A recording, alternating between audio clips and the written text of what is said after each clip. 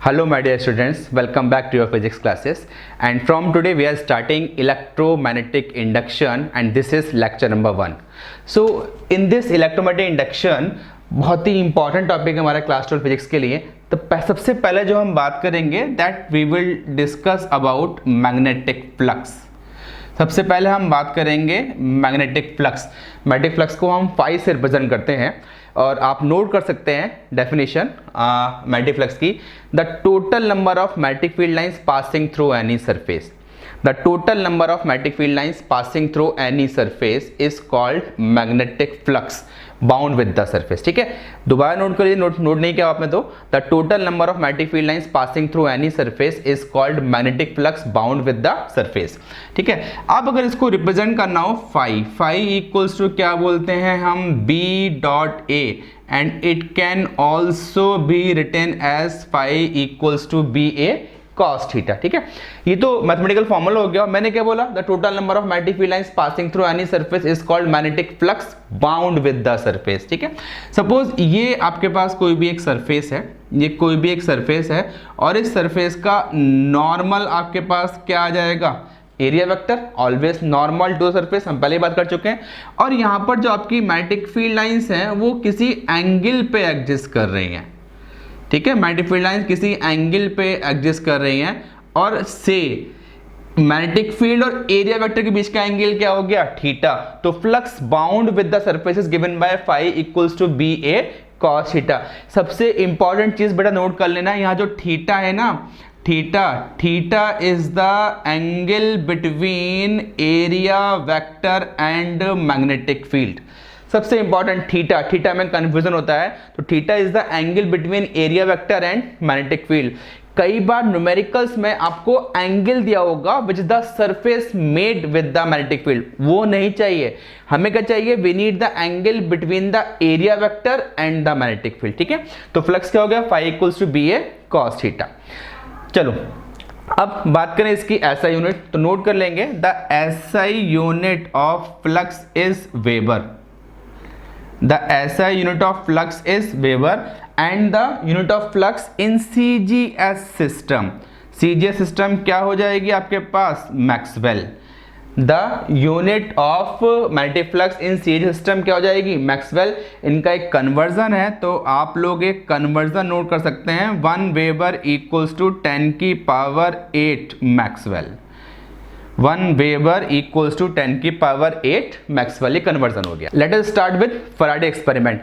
अगर मैं आपसे बात करूं इलेक्ट्रोमैग्नेटिक इंडक्शन का ओरिजिन क्या है, शुरुआत कहां से हुई, तो वो कहां से शुरुआत हुई हमारे पास, इट इज फैराडे एक्सपेरिमेंट। तो साइंटिस्ट थे मिस्टर फैराडे, इन्होंने एक बात सोचा, क्या सोचा भाई, लास्ट चैप्टर में हम पढ़ चुके हैं और शेड एक्सपेरिमेंट, उन्होंने क्या रिजल्ट दिया था, a magnetic field exist around all current carrying conductor. बोले जहां भी हम कंडक्टर में करंट पास करेंगे तो उसके अराउंड एक मैग्नेटिक फील्ड सेटअप हो जाएगी। उसके बाद हमने बहुत सारी टर्म्स पढ़ी, Biot-Savart law, ampere second law, सब कुछ हम मैग्नेटिक पढ़ चुके हैं। फैराडे ने एक बात सोची, अगर करंट पास करने से कंडक्टर के अंदर मैग्नेटिक फील्ड सेटअप हो रही है तो क्या ऐसा पॉसिबल है कहीं मैं मैग्नेटिक फील्ड अप्लाई करूं और मुझे इलेक्ट्रिक करंट मिल जाए। तो उनका सोच क्या थी कि सिंपल क्या है, कन्वर्जन ऑफ एनर्जी ही तो है, तो क्या ऐसा पॉसिबल है कहीं पे मैं मैग्नेटिक फील्ड अप्लाई करूं और मेरे को इलेक्ट्रिक करंट मिल जाए। बस by keeping this thought in mind Faraday started doing experiment. बहुत सारे एक्सपेरिमेंट काफी दिनों तक करते रहे। At last he got some result. वो रिजल्ट क्या था और जो फाइनल सेटअप था, मैं उस फाइनल सेटअप की यहां पर बात कर रहा हूं। फाइनल सेटअप क्या था, कुछ इस तरीके की एक कॉइल बनी हुई थी, उस कॉइल में उन्होंने क्या लगा दिया था, एक गैल्वेनोमीटर, और जब इस कॉइल से एक मैग्नेट को इन्होंने पास किया, उस कॉइल के बिटवीन जब मिड से एक मैग्नेट पास किया, तो देन आफ्टर दैट उनको क्या मिला, यहाँ पर एक डिफ्लेक्शन। डिफ्लेक्शन गैल्वेनोमीटर क्या इंडिकेट कर रहा है, मींस एक करंट हो गई। वो यही तो चाह रहे थे कि मैं एक मैग्नेटिक फील्ड अप्लाई करूं और मुझे क्या मिल जाए, इलेक्ट्रिक करंट। तो बेसिकली ये सेटअप आप लोग क्लास 10 में पढ़ चुके हैं, इसे हमने क्या बोला, इंडक्शन।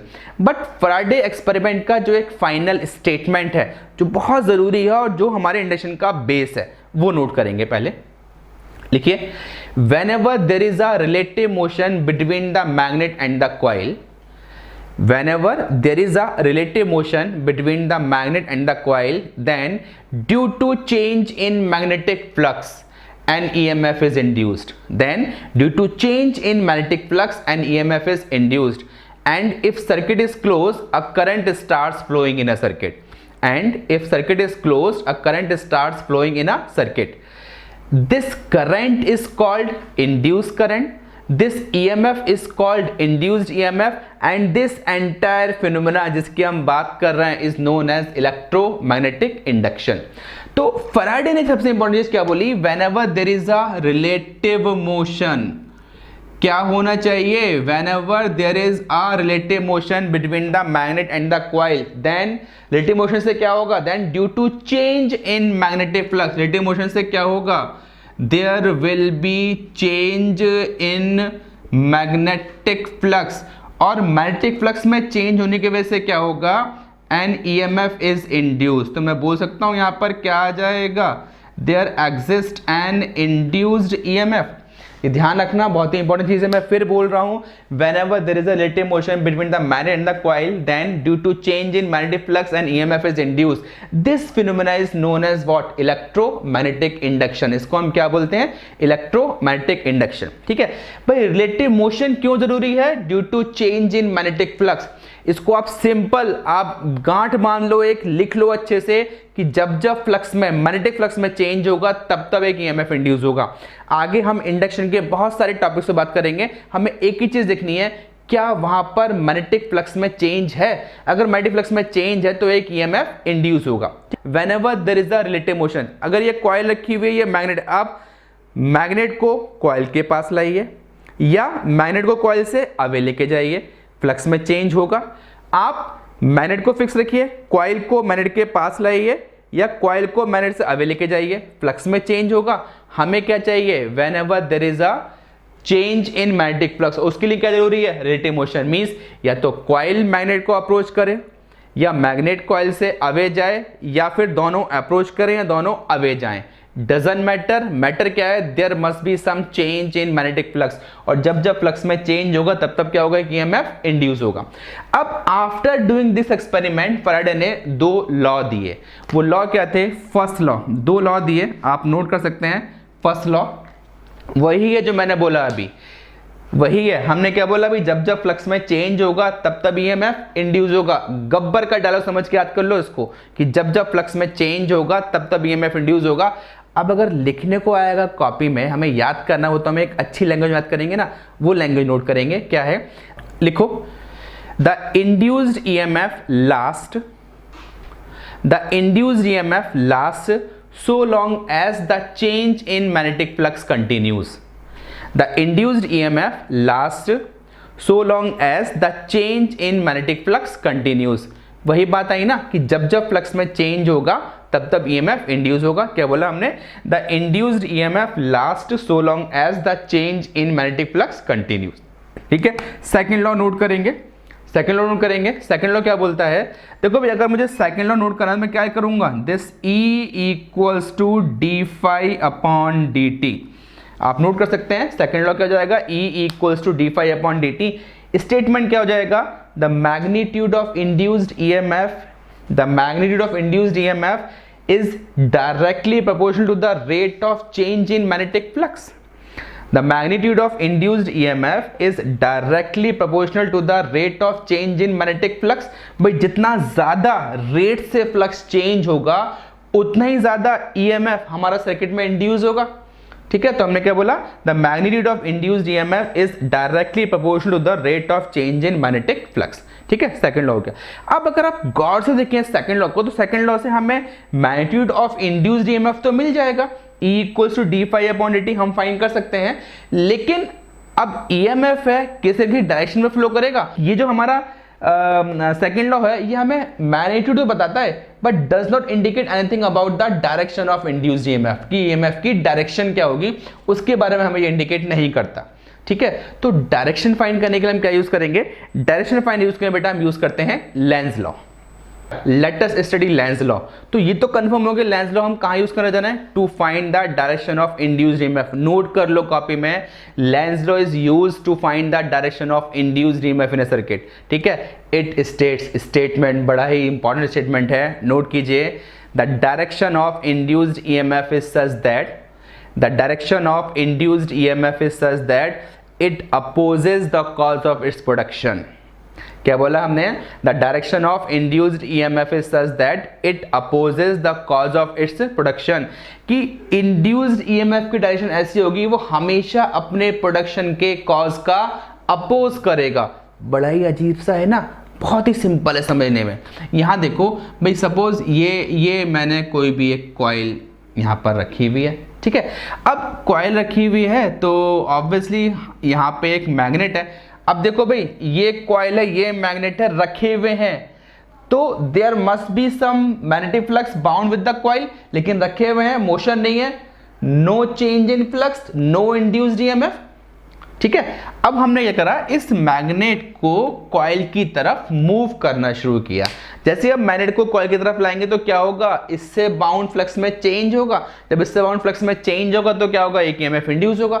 उसकी डायरेक्शन फाइंड करने के लिए हम क्या यूज कर रहे हैं, लेंज लॉ। और मैंने स्टेटमेंट क्या बोला, the direction of induced EMF is such that it opposes the cause of its production. गौर से देखना, बहुत सिंपल है भाई। यहां एक ईएमएफ इंड्यूस हो रहा है, उस ईएमएफ के इंडक्शन का कॉज क्या है, इस नॉर्थ पोल का पास आना। तो क्या करेगा, ये नॉर्थ पोल को पास आने से रोकेगा, रोकेगा तो उसको रिपेल करेगा, रिपेल करेगा तो ये वाले फेस पे कौन सा पोल इंड्यूस होगा, नॉर्थ पोल। और अगर नॉर्थ पोल इंड्यूस होगा तो लास्ट चैप्टर में पढ़ चुके हैं, इस वाले एंड पे यहां से मैं, आई एम द ऑब्जर्वर, मेरे तरफ से देखना है आपको, जिस तरफ मैं खड़ा हुआ सब कुछ यहीं से देख रहे हैं। हमारा ऑब्जर्वर है, उधर से हम बात नहीं कर रहे हैं, हम इधर से बात कर रहे हैं जहां मैं खड़ा हुआ हूं। तो यहां से देखने पे डायरेक्शन ऑफ इंड्यूस करंट इस वाले फेस में क्या आनी चाहिए, anti clockwise. Direction of induced EMF इस फेस पे क्या आ जाएगी, एंटी क्लॉकवाइज। ठीक है, the direction of induced EMF is such that it opposes the cause of its production. फिर देखो यहां पर इंडक्शन कॉज क्या है, नॉर्थ पोल का पास आना। तो नॉर्थ पोल को पास आने से रोकेगा, उसको रिपेल करेगा, रिपेल करेगा तो कौन सा पोल इंड्यूस होगा, नॉर्थ। और नॉर्थ है तो डायरेक्शन ऑफ इंड्यूस करंट इस वाले फेस में क्या हो जाएगी आपके पास, एंटी क्लॉकवाइज। हम पूरे लूप की बात नहीं कर रहे हैं, हम सिर्फ यहां से इस वाले फेस की बात कर रहे हैं, वो जो फेस हम सामने हमारे आ रहा है। ठीक है, पूरी लूप यहां आपको नहीं देखना, मैं सिर्फ इस वाले लूप, इस वाले फेस की बात कर रहा हूं। ठीक, अभी तो नॉर्थ आ रहा है। ऐसे ही एक और कॉइल हम ले रहे हैं और इस कॉइल में हमने क्या कर रहे हैं भाई, आप साउथ पोल लेके आ रहे हैं। तो जब साउथ पोल लेके आएंगे, once again the direction of induced EMF is such that it opposes the cause of its production. तो अब यहां पर ईएमएफ के इंडक्शन कॉज क्या है, साउथ पोल का पास आना। तो साउथ पोल के पास आने से रोकेगा तो उसको रिपेल करेगा, रिपेल करेगा तो कौन सा पोल इंड्यूस करेगा, साउथ पोल। साउथ करेगा तो इस वाले एंड पे डायरेक्शन ऑफ करंट क्या हो जाएगी, क्लॉकवाइज। क्या हो जाएगी, क्लॉकवाइज।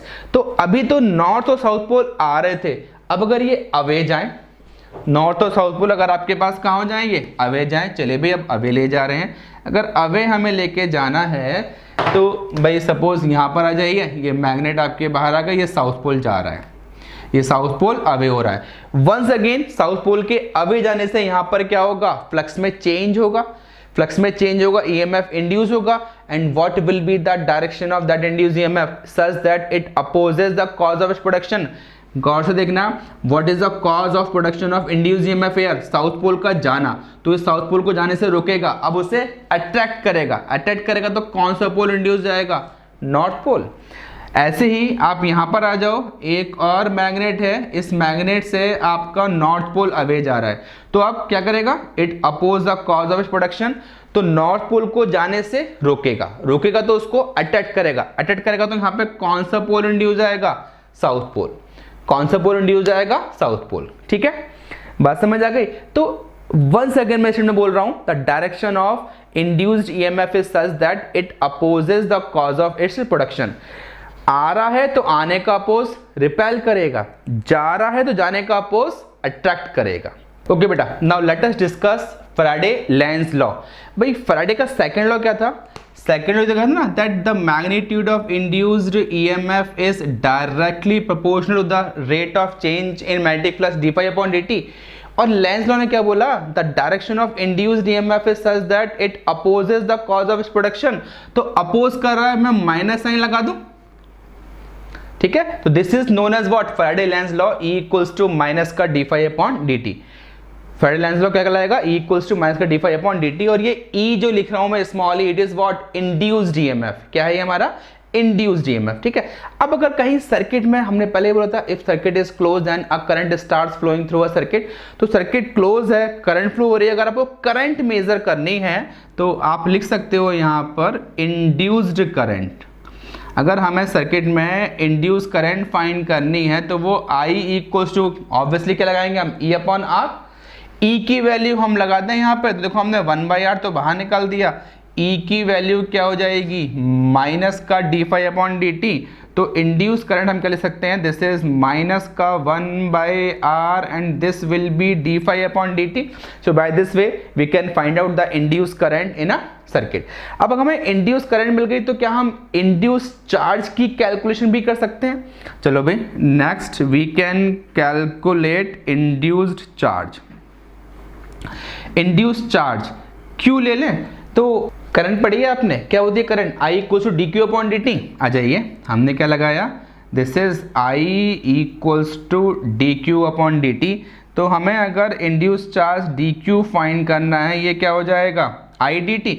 I की वैल्यू लगा दें, दिस इज माइनस का 1/R एंड d∅/dt, और ये क्या जाएगा? dt। तो फाइनली आपके पास dQ इक्वल्स टू क्या हो गया? माइनस का 1/R d∅।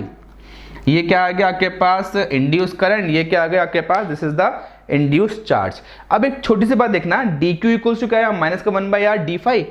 जो इंड्यूस चार्ज इन सर्किट है वो आपका टाइम पे डिपेंड नहीं कर रहा, वो किस पे डिपेंड कर रहा है? Resistance of the circuit and the change in magnetic flux. किस पे डिपेंड कर रहा है? ये depends on resistance of the circuit and the change in magnetic flux. बेटा now let us discuss about the Lenz law and the conservation of energy. हम क्यों इसकी बात कर रहे हैं कंजर्वेशन ऑफ एनर्जी की? भाई इंडक्शन में आप गौर से देखो, हम क्या बोल रहे हैं? Whenever there is a change in magnetic flux then an EMF is induced. हमने सर्किट में कोई इनपुट तो दिया ही नहीं, हमने क्या करा? सिर्फ फ्लक्स में चेंज करा। फ्लक्स में चेंज होने से वहां पे क्या हुआ? एक इलेक्ट्रिक करंट प्रोड्यूस हो गई, एक ईएमएफ इंड्यूस हो गया। तो ईएमएफ क्या है? करंट क्या है? ए टाइप ऑफ एनर्जी। मतलब क्या हमने एनर्जी क्रिएट कर दी? और हम बचपन से पढ़ते आ रहे हैं, energy can neither be created nor be destroyed but it can be converted from one form to other form. तो क्या यहाँ पर आपका कंजर्वेशन ऑफ एनर्जी का लॉ वायलेट हो गया? ऐसा नहीं है। तो what is the physical phenomena जिसकी वजह से वहां पे आपका क्या कन्वर्जन होकर इलेक्ट्रिक एनर्जी प्रोड्यूस हो रही है, उस पर हम यहाँ बात करने जा रहे हैं, ठीक है। चलो भाई, वही पुराना वाला सर्किट जो भी बनाया था हमने, सपोज यहाँ पे क्या है? कोई भी एक कॉइल है, ये कॉइल है, इस कॉइल के पास मैग्नेट रखा हुआ है और मैं मैग्नेट को मूव करा रहा हूँ, ठीक है। बहुत ही सिंपल वर्ड्स हैं, नोट करेंगे आप easily. When the north pole of the magnet is moved towards the coil, then according to Lenz's law, north pole is induced in the left face of the coil. मैं फिर बोल रहा हूं, सुनिए। When the magnet is moved towards the coil, then according to Lenz's law, the north pole is induced in the left face of the coil. तो north और north क्या करेगा? Repel करेगा. So between these two north poles, there will be a force of repulsion. Now, to move the magnet towards the coil, some external work is to be applied. This work is stored in the form of electric energy. Once again, now to move the magnet towards the coil, some external work is to be done against the force of repulsion. This work is stored in the form of energy. तो magnet को move करने में जो हम work कर रहे हैं, that work is stored in the form of energy. ठीक है, आगे आ जाइए। ये तो अभी क्या है? मैग्नेट को हम कॉइल के पास ला रहे थे। अब अगर मैं मैग्नेट को कॉइल से अवे लेके जाऊं, सपोज साउथ पोल अवे जा रहा है, तो once again if south pole is moving away from the coil, then according to Lenz law क्या होगा, north pole is induce in the right face of the coil, so between north and south pole there will be a force of attraction. Now to move the magnet away from the coil some external work is to be done against the force of attraction. This work is stores in the form of electric energy. ठीक है, जब magnet को पास ला रहे हैं then some external work is to be done to oppose the force of repulsion. जब magnet को coil से away लेके जा रहे हैं then some external work is to be done to oppose the force of attraction. ठीक है, और अगर मैं मैग्नेट को मूव ही ना करूं, no work is done, magnet रखा हुआ है, फिक्स है, no work is to be done, no induced EMF in a circuit. ठीक है, तो क्या हो रहा है यहां पर, it is the work which stores in the form of energy. So can we write here that Lenz law is in accordance with the law of conservation of energy. ठीक है, we can write here length law is in accordance with the law of conservation of energy. Okay beta, now next we are going to discuss methods of producing induced EMF. Induction का सारा basic यहीं से शुरू हो रहा है हमारा, और यहाँ से हम इंडक्शन के एक एक करके डेप्थ को स्टडी करते जाएंगे, कॉन्सेप्ट को स्टडी करते जाएंगे. तो बोल रहे हैं methods of producing induced EMF means कितने तरीके से हम कहीं भी एक ईएमएफ को इंड्यूस कर सकते हैं. बेसिक पर आते हैं बेटा, हमने क्या बोला, जब जब फ्लक्स में चेंज होगा तब तब ईएमएफ इंड्यूस होगा. तो अभी फ्लक्स हमने क्या पढ़ा हुआ है, phi equals to B A cos theta, और इंड्यूस्ड ईएमएफ का फॉर्मूला हमने क्या पढ़ा हुआ है, मैग्नीट्यूड के मैं बात करूं, it is given by E equals to d phi upon d t. तो अब देखो फाई को हम लिख सकते हैं यहां पर, रिप्लेस कर दे B A cos theta, phi को हम रिप्लेस कर दिया by B A cos theta. अब एक सिंपल सी बात देखना, अगर मैग्नेटिक फील्ड में चेंज होगा, फ्लक्स में चेंज होगा, ईएमएफ इंड्यूस होगा, एरिया में चेंज होगा, फ्लक्स में चेंज होगा, ईएमएफ इंड्यूस होगा, थीटा में चेंज होगा, फ्लक्स में चेंज होगा, ईएमएफ इंड्यूस होगा. तो अगर मैं बेसिक मेथड की आपसे बात कर रहा हूं तो बेसिक क्या हो जाएंगे आपके पास, बेसिकली 3 मेथड्स हो गए ऑफ प्रोड्यूसिंग इंड्यूस्ड ईएमएफ. पहला आप लिख सकते हैं बाय चेंजिंग बी, दूसरा आप लिखेंगे बाय चेंजिंग ए, और तीसरा आप लिखेंगे बाय चेंजिंग थीटा. थीटा मतलब ओरिएंटेशन, कहीं कहीं बुक्स में आपको लिखा मिलेगा बाय चेंजिंग ओरिएंटेशन, मतलब बाय चेंजिंग थीटा. तो ये 3 बेसिक मेथड हैं जिसको हम एक एक करके आगे यहां पर स्टडी करने जा रहे हैं. These are the 3 basic methods of producing induced EMF. Now next topic is Fleming's right hand rule. It is also known as generator rule. Generator rule means अभी हमने लेंज लॉ स्टडी किया था, the direction of induced EMF is such that it opposes the cause of its production. वो कहाँ use हो रहा था, to find the direction of induced EMF, induced current in a circuit.